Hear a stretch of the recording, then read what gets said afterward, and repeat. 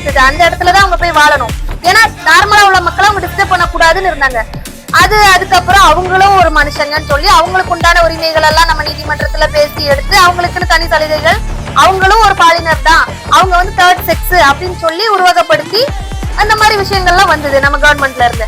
அதுக்கு அதே மாதிரி இவங்களும் இப்ப கேக்குறாங்க. நான் என்ன சொல்ல வரேன் சார், ஒரு விஷயம் வந்து இருக்குது, மரபணு மாற்றமா சம்திங் ஹார்மோனல் சேஞ்சஸ் எல்லாத்துக்கும் இருக்கு. அது வந்து மனுஷனா பிறந்தா அந்த மாதிரி இம்பேலன்ஸ் இருக்கும், அதெல்லாம் நம்ம கையில கிடையாது.